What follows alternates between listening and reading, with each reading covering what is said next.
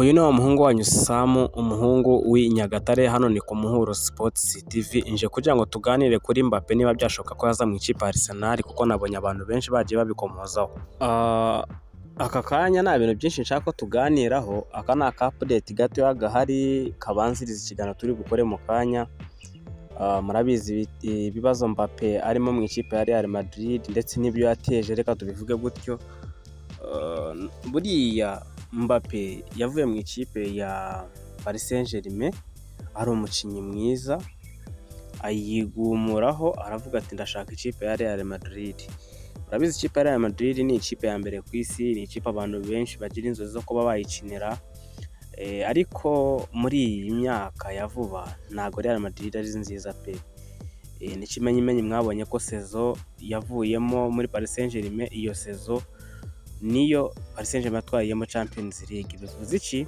Hari ukuntu umukinnyi yigumura ku ikipe, avuga ngo ashaka kujya gushaka Champions League, yagera ahandi aho avuye bakaba aribo bayitwara. Ngiye kubaha urugero. Murabizi neza cyane ko sezo ishize hagiye havugwa ko Saliba agiye gusohoka mu kipe Arsenal. Arsenal irabibona, iravuga ati reka tuzane Christian Mosquera mu gihe Saliba atarongera amasezerano. Christian Mosquera baramuzana, anatajya no gukina neza, yitwara neza pe. Nyuma rero nibwo byagiye bigaragara ko Saliba yongerera amasezerano mu ikipe Arsenal, cyane ko benshi bavugaga yuko agomba kwerekeza mu ikipe ya Real Madrid. Impamvu nabihereye muri uyu muzi ni ukugira ngo mwumvishe ukuntu abantu batangiye gusaba Mikel Arteta ko yasinyisha Kylian Mbappe. Kylian Mbappe mu busanzwe ubundi ubwisanzure bwe akina aca ku ruhande rw'ibumoso, akina yataka, acenga yinjira box. Ngire ngo mumaze kumumenyera, murabizi imikinire ye Kylian Mbappe. Kylian Mbappe ni umukinnyi mwiza, ni umukinnyi ufite ibikombe by'isi bibiri. Kylian Mbappe ni umukinnyi umeze neza cyane, ahubwo si igikombe cy'isi cya kabiri icyo bendaga gutwara se batsinzwe na Argentine batsinzwe na Argentine, ariko amaze gukina finale ebyiri. 2018 nibo bagitwaye, nyine Ubufaransa nibwo bwagitwaye. Ubu ngubu rero kuba Arsenal yamaze kongera amasezerano Saliba ndetse na Gabriel Magalhaes, ikaba ifite ba Hincapié, ba Calafiori, ikaba ifite ba Julian Timber, barimo no gushakira undi musimbura mwiza kugira ngo barekure Ben White. Arsenal irimo kugenda ishaka abakinnyi bakomeye bakina hagati mu kibuga. Arsenal ifite ba Declan Rice, Arsenal ifite nyine abakinnyi pe nabo ubona ko bagomba gukina ikipe Arsenal. Mikel Arteta batangiye kumusaba ngo abe yabwira boss we Andrea Berta amusinyishirize uhitwa Kylian Mbappe. Kylian Mbappe muri Real Madrid baratoresheje, bahitishamo abafana rero miliyoni zikaba muri 3, bahisemo ko Kylian Mbappe yabasohokera mu ikipe akagenda.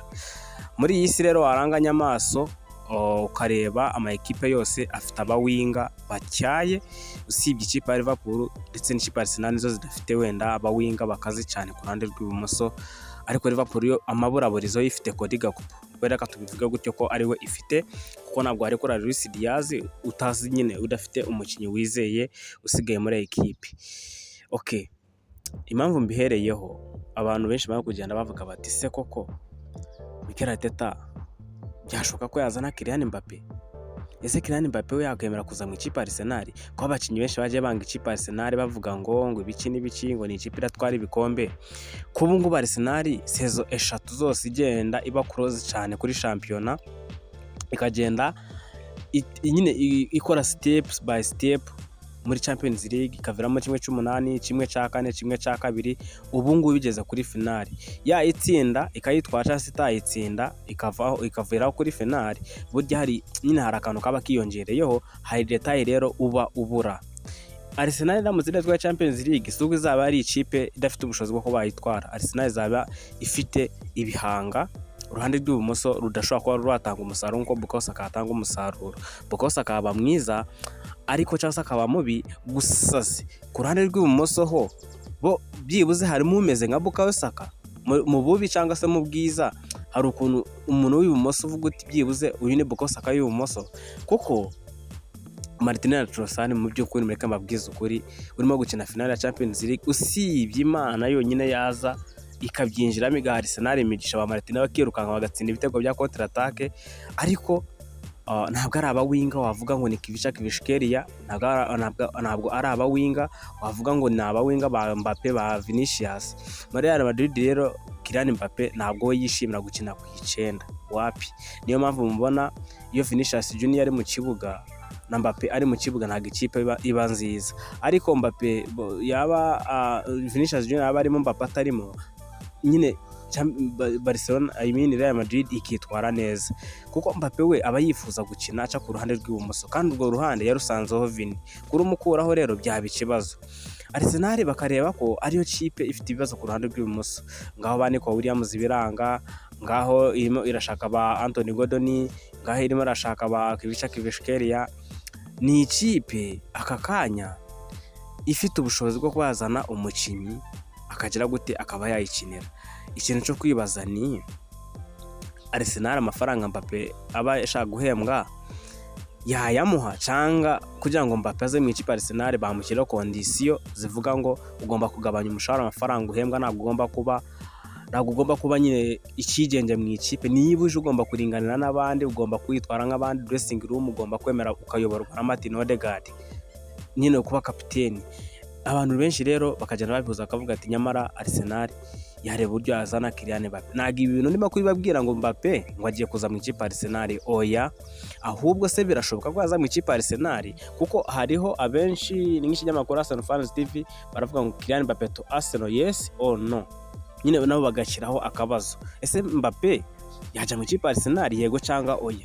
Ariko nabo bakoze reply cyase ku muntu witwa Kono Homa wavuze ati Mikel please, avuga ngo bazane Mbappe mu ikipe Arsenal. Ahangaha rero wabireba ukavuga dore igikombe cy'isi, Real Madrid urabona ko nta icyizere itanga, igiye kuzana umutoza Jose Mourinho, birasa naho n'ubundi ari ugupfundapfundikanya kugira ngo barebe ko bagera kuri shortcut successful, cyangwa se kugera ku bintu cyangwa se gutwara igikombe ariko byibuze by'igihe gitoya. Ni ukuvuga ngo Real Madrid ntabwo ari ikipe ishaka process y'igihe kirekire, oya, yo ishaka kugira ngo ikuzane utware ibikombe 3 ugende, haza undi atware 2 agende. Ibyo ngibyo nibyo bya Real Madrid. Mu gihe Arsenal trust the process aka kanya itangiye noneho kuzamo abakinnyi bakuru. Nababwiye yuko Arsenal ramuka itwaye ibikombe 2 hari abakinnyi bagendaga banga ikipe Arsenal bazayijoininga, kuko umukinnyi mu mateka ye ugiye gufasha Arsenal gutwara Champions League iyi season, nukuri ko Imana bizandikwa mu mateka. Tekereza nko mu myaka nka 70 iri imbere, katuvuge mu myaka 70 iri imbere, ubwo nyine abana tuzaba twarabyaye abana bageze mu myaka za 40, wenda katuvuge tuzaba twarabyaye abana bageze mu myaka za 40 nyine abana tuzaba twarabyaye bazaba bafite wenda ndavuga twebwe tukiri mu myaka 25, abantu tugifite imyaka 25 nyine gutyo kumanuka, ndetse n'abantu tugifite imyaka 30, ugufata mu myaka 70 iri imbere hari uzaba atakiriho, kuko kuzageza imyaka 100 biragora. Rero ukavuga uti mu myaka 70 bazajya bavuga nka gutya, tujya tuvuga ngo Arsenal imaze imyaka 70 ingahe, imyaka 100 n'ingahe, bazajya bavuga ati umukinnyi wa mbere wafasha Arsenal gutwara Champions League yari kapiteni Martin Odegaard, yari Declan Rice w'umwongereza mwiza. Nyine ibyo bintu bizandikwa mu mateka, sinzi niba urimo kumva icyo kintu. Akaba none undi mukinnyi avuga ati niba Real Madrid byanze, urubundi Real Madrid ko abubatsi birwi muri Real Madrid batazibagirana ko none ubu ngo bakibyubaka, cyangwa ko bamaze kubyubaka, nk'ubu ngo biragoranye ko Cristiano Ronaldo wamwandika mu gitabo nguze ushyireho Mbappe nta kintu aratwara muri Real Madrid. Ariko aramutse aje mu ikipe Arsenal hari ibintu byinshi, cyangwa se hari n'ikibumbano bakubaka hariya aramutse ayifashije gutwara ibikombe. Vuga ngo ibazaje muri Arsenal igatwara ibikombe nk'ibyo Man City yari imaze iminsi itwara 4 byikurikiranya gutyo, akaza Mbappe akayifasha, kuko Arsenal irasabwa umukinnyi umwe wenyine ufata ibyemezo nka Mbappe, ukaba ufite Bukayo Saka, ukaba ufite Victor, ukaba ufite umukinnyi nka Eze wacomeka imipira wa Mbappe bakirukanka bagashyiraho pesa bagakubita ibitego. Abantu benshi rero bakagenda babihuza bavuga bati nyamara Arsenal ishobora kuba yazana Kylian Mbappe. Gusa ntago ari amakuru, nta makuru ahari yo kuvuga Mbappe araza muri Arsenal. Ibi ngibi ni ibintu naje kugira ngo tuganireho, kuko ndamutse nje ngo kukubwira ngo Mbappe mu ikipe Arsenal naba nkuzaniye ibihuha rumors, kandi ibyo bintu ntago njya mbikunda, ibintu by'ibihuha ntago njya mbikunda. Mashaka kugira ngo nkubwire ibintu bihari byandikwa, ariko ibi ngibi barimo ni ubusabe nyine basaba bavuga bati Mikel Arteta wazana Kylian Mbappe. Mu mafoto menshi rero agiye atandukanye, ukabona Declan na Mbappe, ukabona Saliba na Mbappe, ukagenda ubona abakinnyi bagiye batandukanye. Ni ikipe Arsenal ubona ko akanya kariko kose Mbappe bishobora kuba byagira gute byatangazwa akazaza mu ikipe ya Arsenal, gusa ntabwo bihari aka kanya, ariko abenshi barimo barabisaba bavuga bati Kylian Mbappe byashoboka ko yaza mu ikipe ya Arsenal de Gunners. Kandi subscribe, ni wa muhungu wanyu Sam, umuhungu w'i Nyagatare, ndabakunda cyane. Ese wowe urabibona gute kuri Mbappe yaza mu ikipe ya Arsenal?